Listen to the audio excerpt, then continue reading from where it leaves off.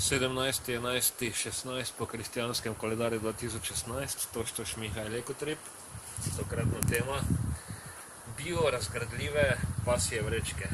Spoštovana Ekotrip publika, čeprav zgleda tako malo in tako nepomembno, so velik problem vrečke za pobiranje iztrebkov psov, predvsem v mestih.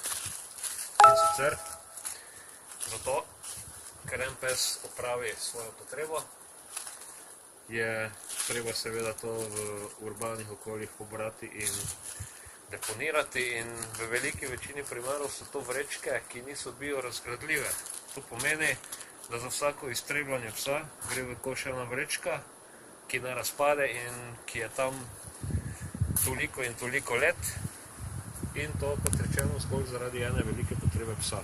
Zato sem tokrat za test, za Ekotrip test, nabavil v Tediju biorazgradljive vrečke in v to eno bom dal kamen, tako da bo obtežena, jo nastavil v gozd in analiziral in opazoval, kako dolgo bo rabila, da razpade v naravi, se pravi vlaga, vremenski vplivi in tako naprej.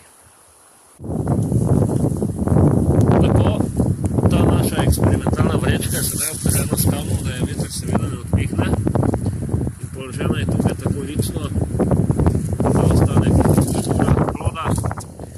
In kot rečeno, eksperiment se pričel 17.11.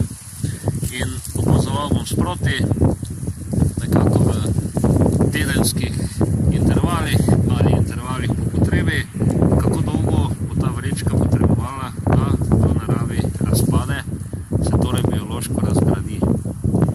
Zamenjajmo škodljiv človeški egotrip, ki narekuje uničevanje sveta, s koristnim naravnim ekotripom.